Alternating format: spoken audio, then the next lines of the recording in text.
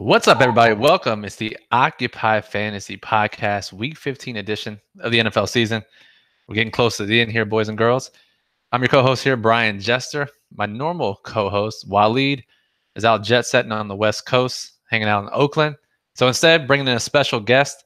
If you've been around Occupy before, you know him. And if you listen to our podcast, we had him on way back before the season started to give our best bets. And that's our data guy, my brother, CFB Moose. What's up, Moose? Hey, Brian. How's it going, buddy?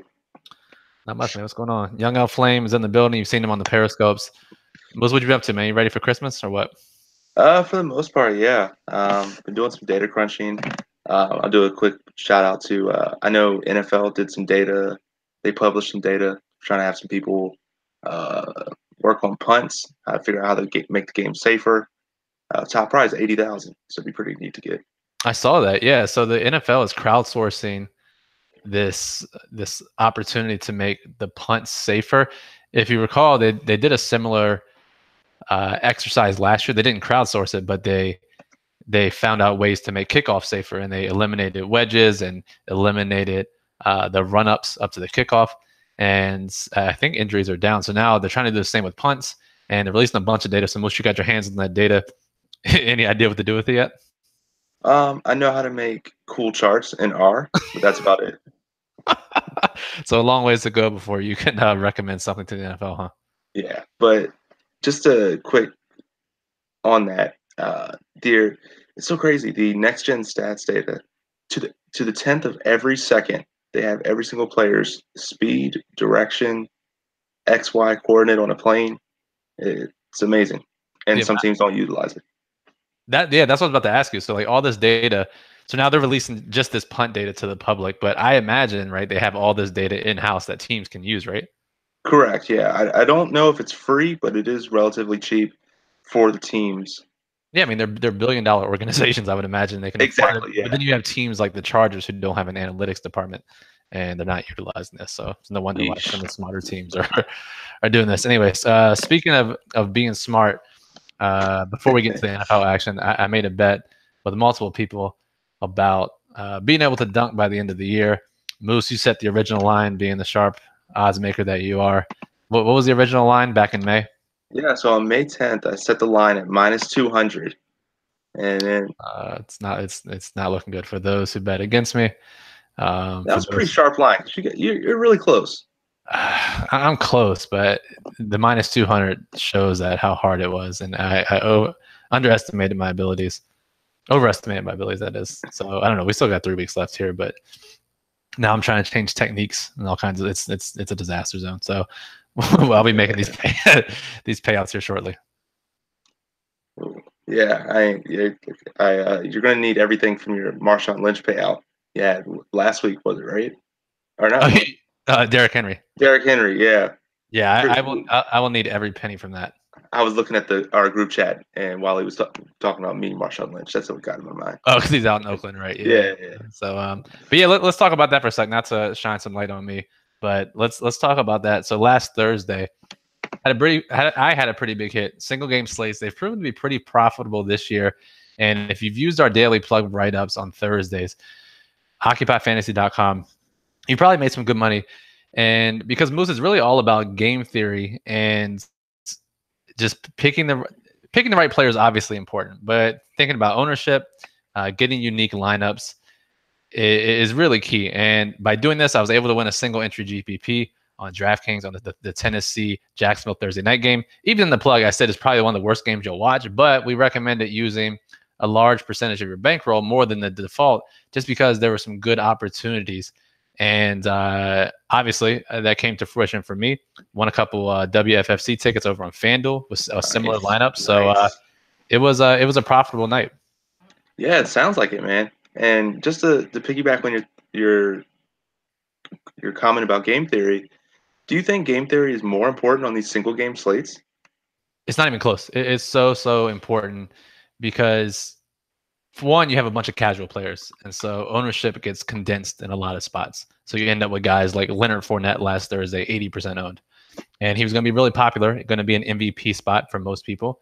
And when that happens, is Leonard Fournette going to be the highest scoring player in that game 80% of the time. I think we're both smart enough to say that's definitely not the case. Correct. So by using other guys in the MVP spot like Derrick Henry, you can gain a lot of leverage on the field just by just swapping players in different positions. I still had Leonard Fournette in my winning lineup. I just didn't have him as the MVP. Yeah, and I saw your lineup, and I read the Daily Plug and said, put Derrick Henry at the MVP spot. And I'm thinking, oh God, what is Brian on now? Why in the world would you use Derrick Henry as your MVP? It makes no sense. But apparently it does. Yeah. So I can explain it. I explained it a bit in the plug. And actually, we've been on this Derrick Henry kick for the last 3 weeks in the Daily Plug. It goes back in week 12. And this is really important for single game slates. It'll be important for tomorrow night. We're recording this Wednesday evening. It'll be very important for this Thursday night game coming up, the Chargers and the Chiefs, where we have running back injuries, wide receiver injuries, all kinds of mayhem that we'll need to watch leading up to lock. But especially these single game slates when different playing times can make or break the lower owned guys. And back in week 12, offensive coordinator for the Titans, Matt LaFleur, said he came out publicly, we have to get Derrick Henry more involved. And that was right before the Monday night game when against Deshaun Watson and the Texans. And I noted that in the plug, and I said Derrick Henry's probably a low-owned guy in this spot if he does get more carries than he has been.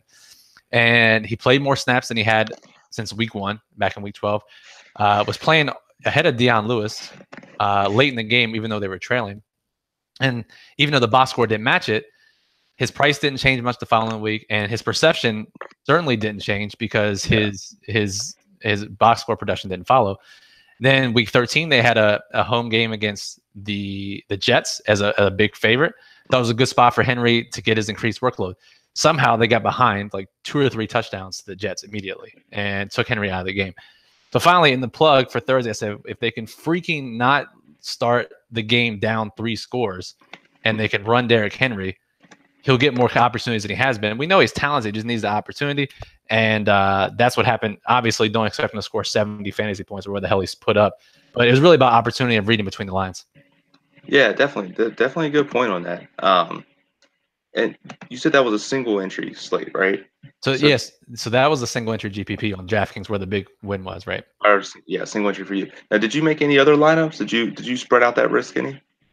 So actually on DraftKings, I played mostly in cash games, low risk contests. I made 2 lineups. One was my low risk lineup, and like 80%, no, close to 90% of my allocation was in that low risk lineup. And I literally just made one high risk lineup in this single entry GPP and a couple satellites. And my strategy differed over on FanDuel, where my sole goal, and we talk about this in the Ultimate Guide, is having goals. My sole goal was just to get WFFC tickets. So I made 8, so I can max the 8 entry max $1 tournament over there. So I made 8 different lineups and had Derrick Henry as the MVP in 3 of those. And 2 of those were able to cash because of that. Wow, so you took down the single entry GPP but couldn't get a ticket. Yeah, so it was the GPP was 5,800 people, and the satellite ticket I was going balls to the wall. It was a $5 satellite. First out of 500 got a $1,500 ticket. I was feeling myself. Somehow I got first out of 5,800, but got third out of 500 in the satellite, which was pretty tilting. Of course, I'm not gonna. Yeah, super sharp, right? But that goes to show the difference in when you get these satellites where pros can enter. Because over on DraftKings, that limit is I think $4 or $5, and those top tier guys can't enter anything below that.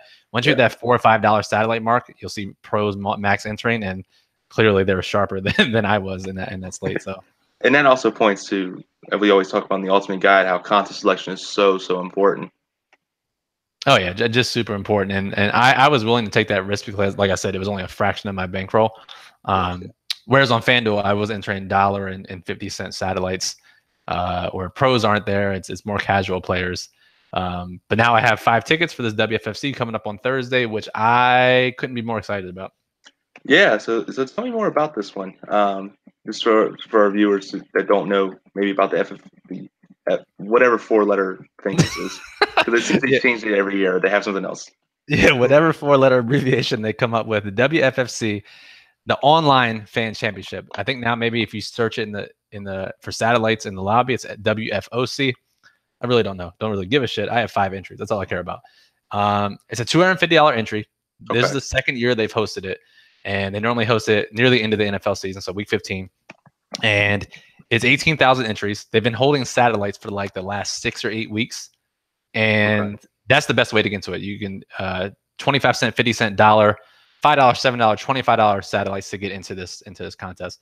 And as of what's today? Today's Wednesday. As of yesterday, they automatically entered all of the people who won tickets into the contest. So it was 18,000 people. I think there were 6,000 tickets that were won. So as of yesterday, it was like 6,000 out of 18,000 filled. Today, they opened it up to anyone who wants to directly buy in for $250. So this is going to open up for a lot of pros because it's a 150 max tournament. So Moosey, I think some people will max enter 150 times, $250. That's like 37,000 max entering. Wow, are the payouts that good? I mean, payouts are that good. So they're top heavy. If it was a traditional GPP, we would tell you never play this.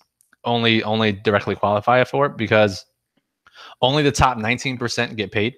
Okay. And the minimum cash is like 1.6x. So you pay $250. If you min cash, you finish top 19% out of 18,000 people, you only get $400. So by directly entering, you're not gaining a lot. But if you got this entry for free with a ticket, obviously it's a lot better. So the min cash isn't that great, but you get to the top. If you finish in the top 20 spots, you get 10 figures. Or sorry, Jesus Christ. Jesus Christ, this is a great fucking contest ever. No, 5 figures. Sorry, 5 figures, 10,000 or more. You finish top 50. $1 billion.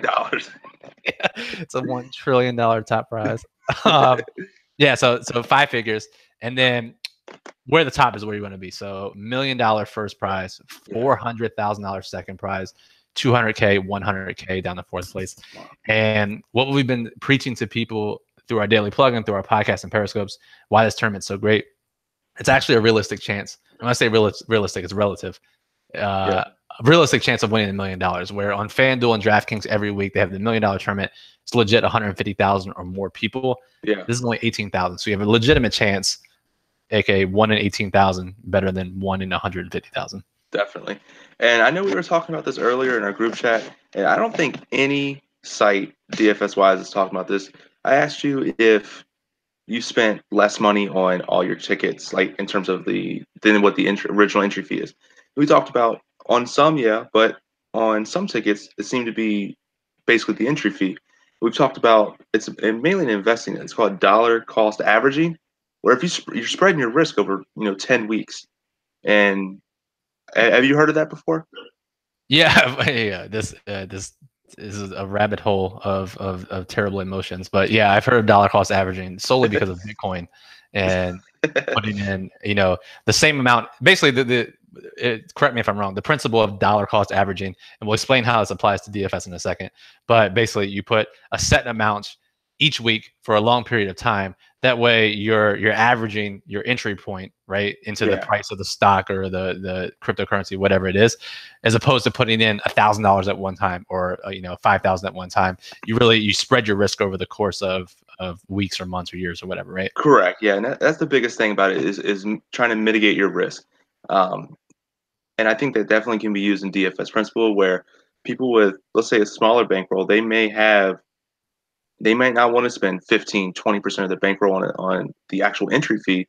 But if you plan, a month, 2 months in advance, and you spread that $250 over a month, and you're only doing 1% of your bankroll, that's a no-brainer. Right, and that's how these tickets are working, right? So even if you spend the same cost of the ticket, let's just say, let's just say I only won one ticket, right? Let's like our guy Mike Carey, friend of the show, member, he only has one ticket, right? And so let's just say he actually spent $250 trying to qualify, and that's just talking about contest entry fees for these explicit satellites. Correct. Right? Only definitely if he's only entering satellites, $250. He's still spread that $250 over the course of 8 weeks, as opposed to entering $250 one time. So he spread this risk over a long period of time. You're not draining your bankroll just at one time.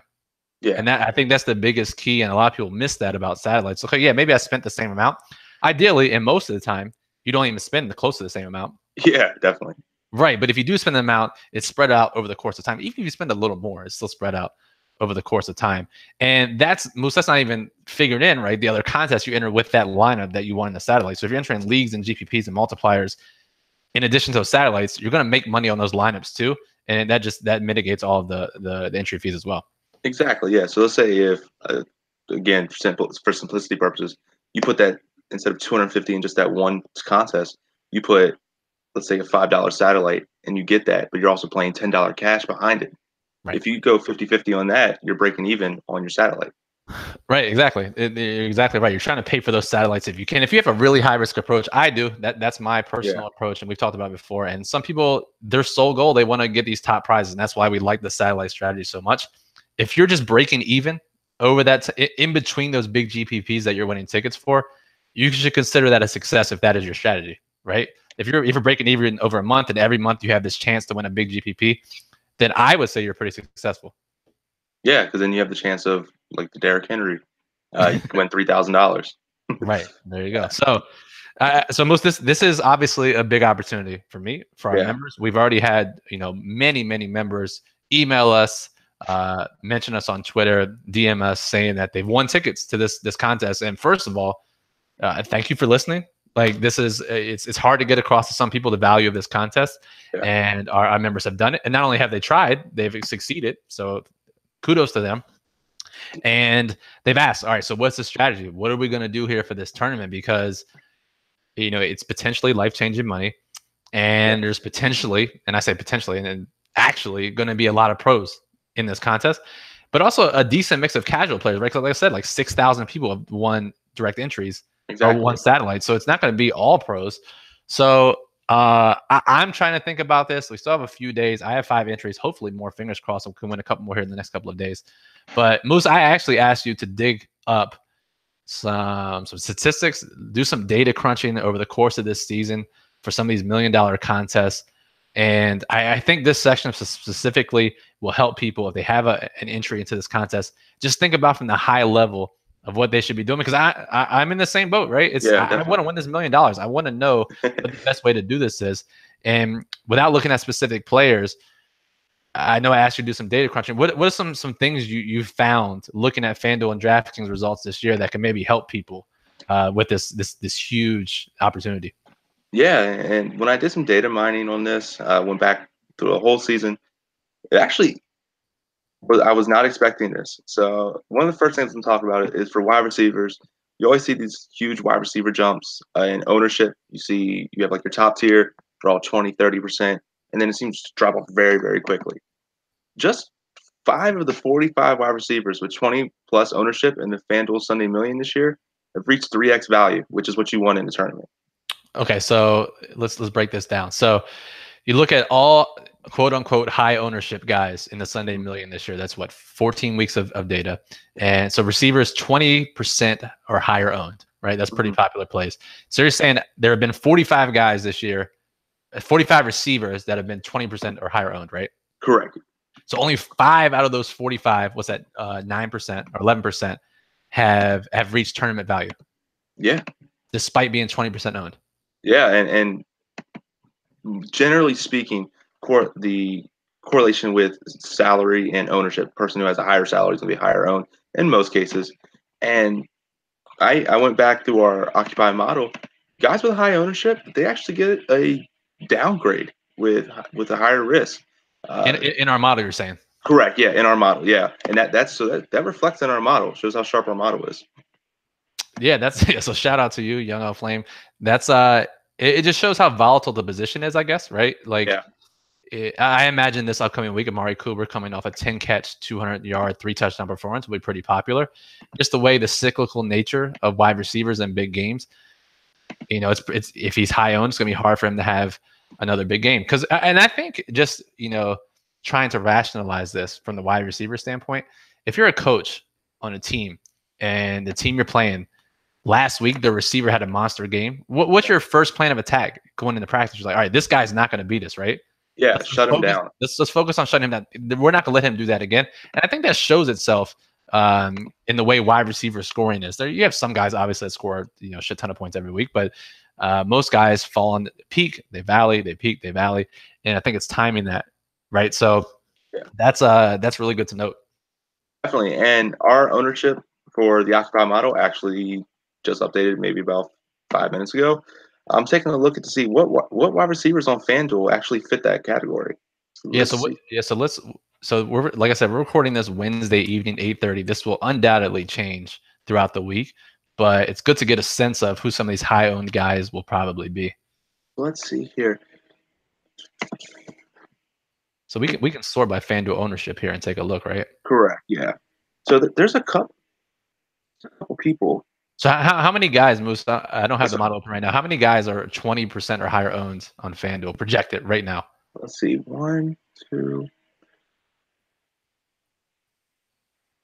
5 people. Okay, who we got? Got Antonio Brown, Juju Smith, Adam Thielen, Amari Cooper, There he is. and Julian Edelman. Really, at 20% or higher owned. Yeah. Phew. Okay.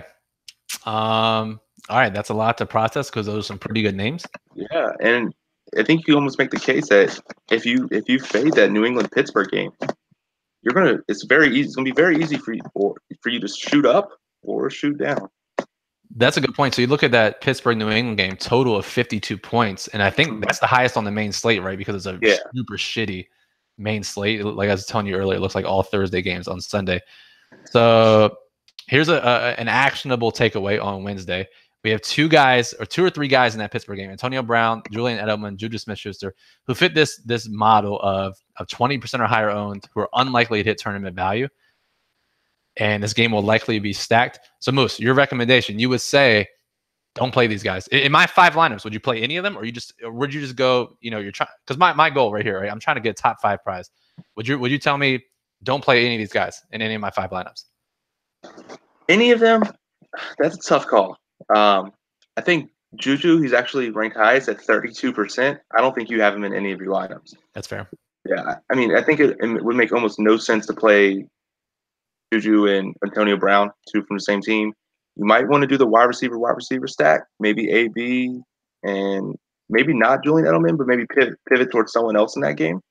That's true. I'm just thinking. Yeah, Josh Gordon only 8% projected own right now, so that's not a bad move. Definitely. What about Amari Cooper? Any chance I should play him coming off that big game? I think not. No, I think our ownership is actually too low. You might even go up to 25, 30% after that recency bias. I don't see. I would stay away from him. All right, good to know. I think this is a good takeaway, and I'm pretty extreme. I take things to the extreme, so I'll probably not end up playing any of these guys. So here's our number one takeaway: if you have a ticket, and this can apply for any GPPs you enter, right? It doesn't have to be this WFFC. Any NFL tickets you earn to a big GPP. I think the key is fade these high-owned wide receivers. Absolutely, yeah. Okay, what else you found?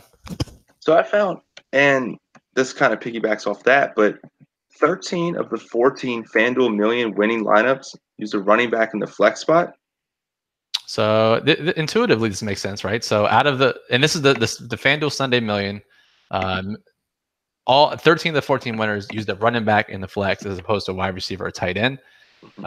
This makes sense, right? It's a half-point PPR scoring. Touchdowns are worth a little bit more there relative to a site like DraftKings. So, Moose, do you think this is a small sample, or do you think my 5 lineups I go five flex running backs? I don't even think you go. I don't think you go 5 running back. You might want to go 4 because I don't know. Let's take a look again at our wide receiver, our running back tab. Again, you can sort. I mean, there's so many good running backs and there's so many shitty games. You actually might want to go 5 running backs. There's no one really that stands out. So flex a running back, go 3 running backs in all 5 lineups is what you would say. Yeah, I mean, you have people like Zeke, Saquon, even Joe Mixon looks good. Point where it's like with Joe Mixon, you're going to save $1,000. You have a chance to kick up somewhere else. Unsurprisingly, Moose is recommending the Cincinnati player. He's got a little green marker on our model saying he's over. He's got OF index of 44.6 on FanDuel. Yeah, he does look good. And I mean, this is one of the better matchups he'll face all year. And potentially positive game script. So yeah, we're getting off topic here, but yeah, I think the point is, flex a running back, and Moose, if you have one entry to this, you're definitely playing a running back in your flex spot, right? Oh, absolutely. And a takeaway from that is don't get cute. What was it? Didn't you? What was that? I think last week you said some running backs were like less than 5% owned, and they just shit the bed. All right, Moose. I didn't invite you on this podcast to bring this up, but but yeah. So I think this is a good example, right? So last week recommended Justin Jackson for LA. Said he's potentially a good play, could get a big workload. Same with Stephen Ridley. Both were less than 5% owned. Didn't have a guaranteed workload, and they finished a couple points each. So obviously that didn't work out. So I guess have you done any research on how much ownership you should have at the running back position as opposed to wide receiver? Yeah, so running back, I think we can all agree on that. Running backs are way more consistent. They have a lot higher floor. For the DraftKings and FanDuel is pretty much the same. But for the DraftKings $1 million winner, the average wide receiver ownership was only 9%. Average running back ownership was 23%. So twice as much ownership on running back. So for the DraftKings millionaire, and I think, like you said, I think it's pretty similar to FanDuel. Yeah. So, wow. So in the average winning lineup, the person spent a collective average of 23% ownership on running backs compared to just 9% for wide receivers. Correct. Yep. And across the whole entire lineup, it was about 13-14%. Holy shit. So you can play three popular running backs and not have a problem with it and still get a first place out of a ton of people. Oh, absolutely. Yeah. You can get three solid running backs that are guaranteed. You sort in the Occupy model by weighted which one? It's weighted opportunities. And someone who's going to get that guaranteed workload, and then get someone with cheap wide receiver too. It's going to get a lot of projected targets. You got a really good chance for success there. Man, so this is making a ton of sense. That's really crazy. And you looked consistently. It wasn't like, it was like some weeks guys spent 5% of receivers, some weeks they spent 25. It was pretty consistent that they were all like 5 to 15%, right? No one really spent on popular receivers and won the million, right? No, not even close. No, it was like if you try to deviate from that, you weren't winning the million. That's crazy. And so I know there's some sample bias with this, looking at winners and not looking at the baseline, but still, this should tell you some things for these higher risk GPPs, especially this WFFC on Sunday. Well, goddamn. Okay, so we're making one lineup for the WFFC. Where would you start, Mus? Would you start with three popular running backs that you like, and would you jam those in and then go from there? Is that what you would do? Yeah, I would absolutely start with the running back first. There's not too many options. Don't get cute. Find someone who's, like I said, going to get the guaranteed workload. They're going to be high in ownership, as we just said, average 23%. Don't be phased off by the ownership. Then you can work for wide receiver. Once you have the wide receivers, try and find them with a quarterback stack, and go from there. I really think that's going to be your chance of winning this million. So as of right now, it's still really early. Zeke 35% projected on FanDuel. Joe Mixon, Saquon 22%. David Johnson, Kenneth Dixon, Derrick Henry 10 to 12%. I imagine we'll see someone else jump in here, but maybe not. So, all right, let's just say these six guys. Let's just say by the end of the week, these six guys are in my player pool. What do you think? You think just only use these six guys? Because you don't want to spread yourself too thin, right? It's not like you have 150 lineups. You can go a lot of places. Just stick with this group of six running backs and just build around them. You may be able to. I don't want to. It's not getting cute, but maybe you want to take one running back and flip it out with someone else. Like I'm in the Occupy model now. You sort it. Maybe you switch to someone like. Maybe you do a switch to like Tariq Cohen. Maybe he's what, 7th in projected weighted opportunities. Yeah, because there's not a ton of projected weighted opportunities this week. Normally, I see a handful of guys over 30 and some close to 40. Yeah, just 3 guys this week are hit that mark, and only 6 hit the over 25 projected weighted opportunities, which puts for you don't know, for those listeners who don't know, it just projects targets and carries, but puts a little more emphasis on targets because you score more fantasy points through the air. So I think that's a good move. So there's look at these guys with high weighted opportunity and just keep them in your group. Exactly, yeah, and he's right now weighted projected to be about 4% on FanDuel.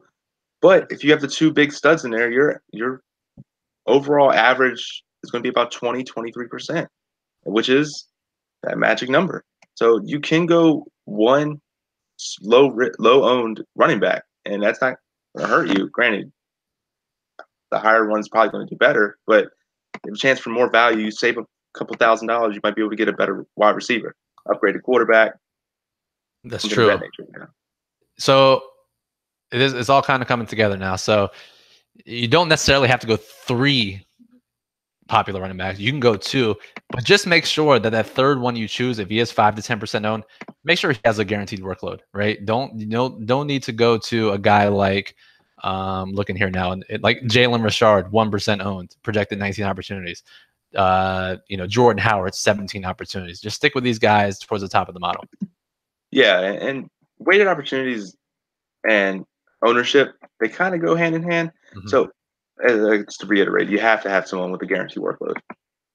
All right, cool. I feel pretty good. I feel like I'm going to win $1 million right now. So we got the 3 running backs and then receivers. So ignore all the 20% owned guys. Look at guys. Where would you go next? Would you look at guys in receivers? Just look in the model, right? Sort by FanDuel and see where the biggest difference is, whether it's targets or OF index and ownership, and just kind of pick 3 guys out of there. Yeah, I think you go from there and look at targets and the FanDuel OF index. And of course, you have to look at line moves as well and play it, like you always say, tell a story. I'm looking here at Devontae Adams. It sounds like a great pick. He's under that 20%, 10% projected ownership. He's 3rd in targets. They're a 6-point underdog. So that means they're probably going to be down and at the pass more chance for targets. That right there might be a good spot. I like it. Yeah, like you said, I think he's 3rd in the model so far on Wednesday. So yeah, those are the type of guys you want. You could pay up for somebody like him and then go for the cheap, the two cheaper receivers that have a high upside, right? Guys who have underperformed, haven't scored touchdowns lately, guys getting targets. I like it most. Okay, so this makes sense. And then this is a little different. So this means we're probably filling in quarterback close to last, right? A lot of people start with stacks. So maybe by this strategy, we're picking quarterback last, and maybe we just pick a quarterback, one that either runs a shit ton like Lamar Jackson or Josh Allen, or we go with a quarterback that ranks pretty highly and is paired with one of those receivers, low-end receivers we picked. Yeah, that was going to be my next question to ask you is, if you're going this lineup is probably going to be somewhat unique to the point where I know every single person who won the million did this, but not a lot of people do this. Where would you go at quarterback? I'm looking at the model here. I don't think you stack quarterback wide receiver. I think you go someone with a high floor, high upside. I've actually, yeah, because the way quarterback is scoring now, a lot of people are scoring points. And even if you look at some of the GPP winning lineups recently, it's not like you've had guys like Mahomes throwing for 505. Granted, when he did do that, he was in the winning lineup. Yeah. But you have guys like Lamar Jackson, Josh Allen, even Eli was in a winning lineup this past weekend, scoring 19 points. So the key is just getting that close to 20 points as possible, 3x value, whatever it is. And it can be 18 points as long as it's $6,200 quarterback or whatever it is. So you're right. Maybe you don't have the stack. The key is just getting that 18 to 20 points from that position. And if you pay up, then you want, I think if you pay up, you probably want to stack. Yeah, that makes sense. If you go a cheap receiver, a cheap quarterback, like you go Eli, or you go, I'm just looking at the model, Derek Carr, necessarily don't have to stack. Yeah, I would think. Yeah, definitely. I'm looking at, you keep talking about Lamar Jackson.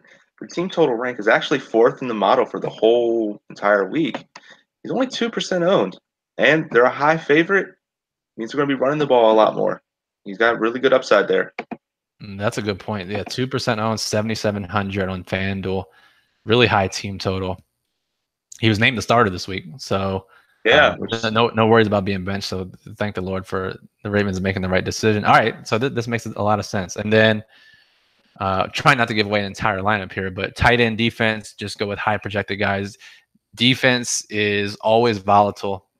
Wouldn't necessarily try to get the highest owned defense, right? Just try to get defenses that should see a ton of opportunities. Tight ends, guys who can score touchdowns on FanDuel. And then I think we have some potential here, Moose. Yeah, I mean, defense. I basically it's so volatile. It doesn't matter. You could play Oakland. You could play the Little League team down the street. Like they can still get the same amount of points. That's true. That's certainly true. So, yeah, wouldn't worry about if paying down a position, paying up. Just try to get and just fill it in last. Even if you have to go cheap, any team can get a defensive touchdown or a kick return touchdown. So I think that's the answer there. So Moose, thanks for that data. That I think this will help a lot of people, not only in this upcoming WFFC, but any future NFL GPPs that they earn tickets to. Definitely. And let me just pick your brains on this real quick. I just sorted by FanDuel salary on defense. New England Patriots, less than 1% owned. It's Pittsburgh.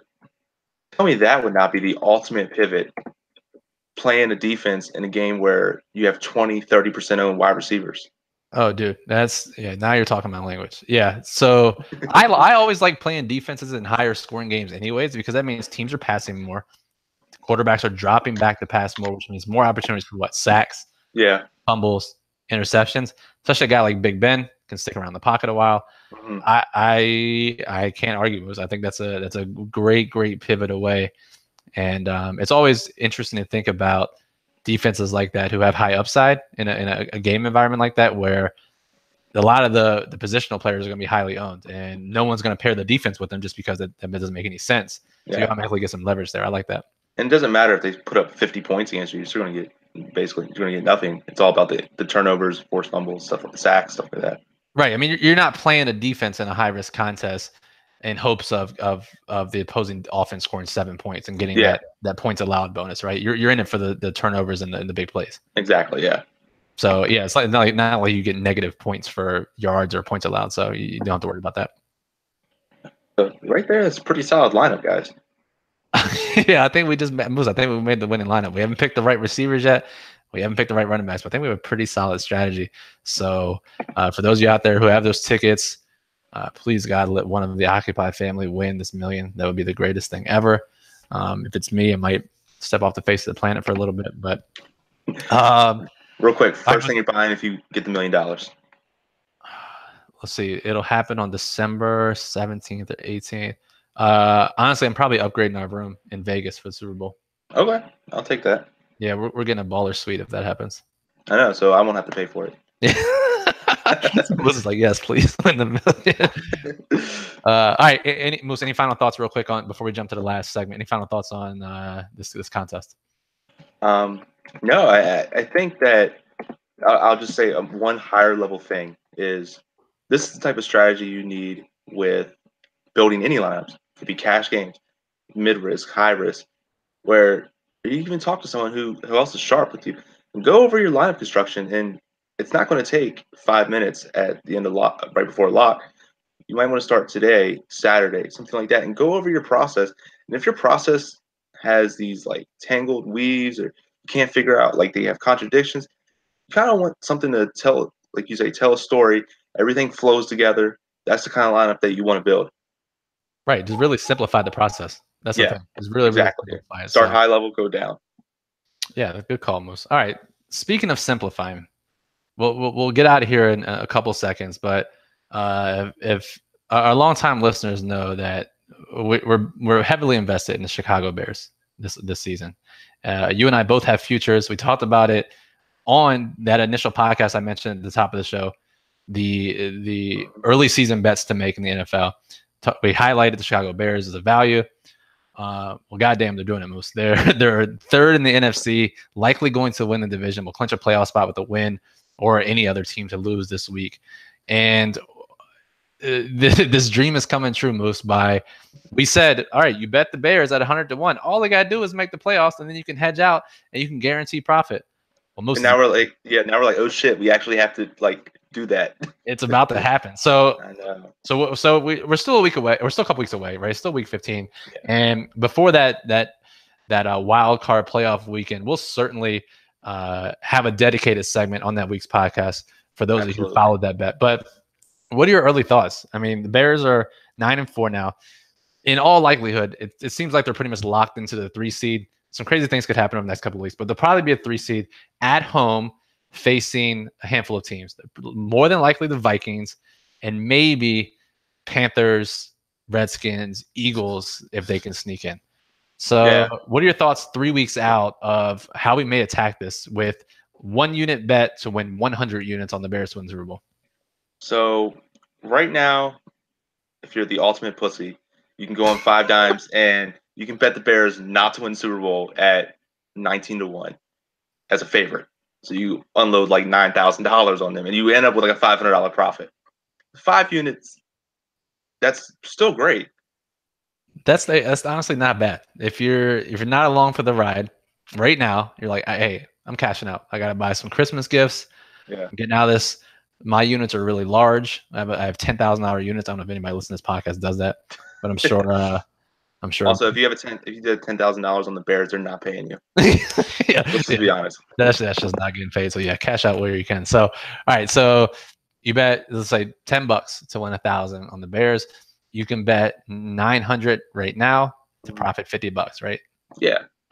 So you can, regardless of how this season plays out, you would cash in right now if you wanted to cash out for 5 units on the Bears. Like I said, I will use a different set of words. I think it's a little conservative. So what are some other options we have? So what you could do is wait until the playoffs start and see where those lines are. Then you're going to really, really want to pay attention to the early line moves. If you see the sharp money go on the Bears, you're looking pretty good. May want to do like a half unit on the money line. Maybe depending on who they play, what the lines are. If they're favorite, you might want to go with the spread on the other team. You have that chance to middle it. That's If true. they're underdogs, might want to go on the money line on the favorite. So is there any scenario you think, and it sounds like there'll be a home favorite round one. Yeah. Any scenario where you don't do anything? I know you're we used to call you the king of hedging, right? So I know you're on the conservative side of things too. Maybe not you're maybe not betting minus 1,900 for them not to win Super Bowl, but you're on, I would say you're on the conservative side. Is there any scenario round one you're not hedging anything? You're letting that 100-1 ride for at least one game.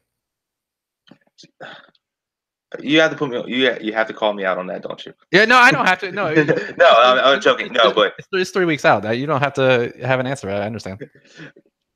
I think the only way would be if they're because personally, I have what is, I don't want to say it's not life changing, but it's definitely a significant amount that for me personally, and I think I would almost absolutely hedge, even if they were 10-point favorites.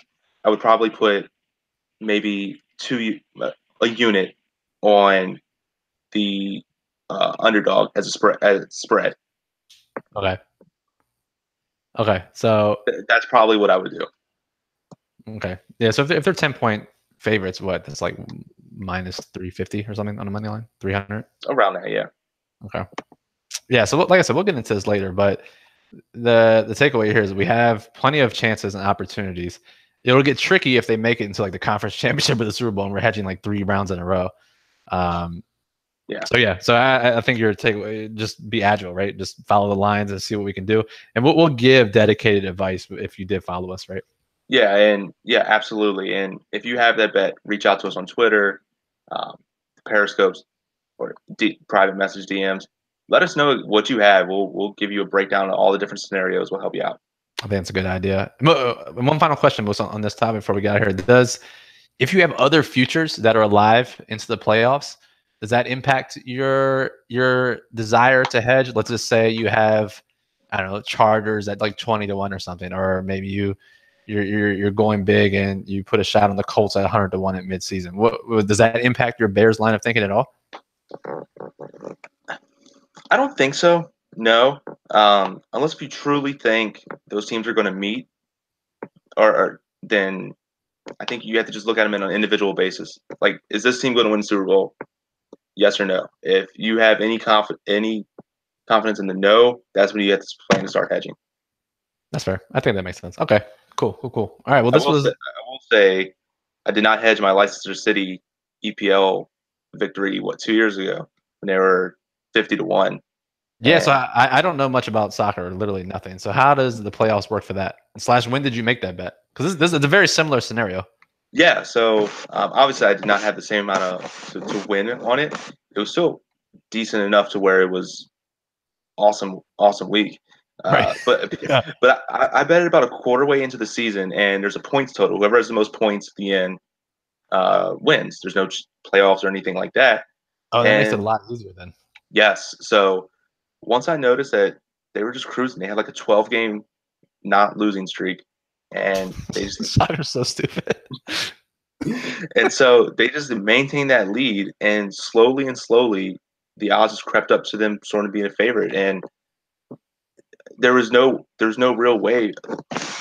Let me rephrase this way: is they could have went on a losing streak, and I would have been able to hedge. So that's why I didn't hedge. So you're just waiting for that moment to hedge. Yeah, I but guess. they just kept winning. So, and it's not like the playoffs where if you lose, you're screwed out of the 100-1. If they lose 2 games in a row, yeah, you might not be able to profit a 5 unit hedge, but maybe a 4.5 unit hedge. That's true. That's definitely true. And I guess, in this day and age, I imagine most people who are making this bet are making it online or offshore somewhere. Mm-hmm. You can always, if you go into the game not hedging, you're like, man, fuck it, I'm gonna let it ride.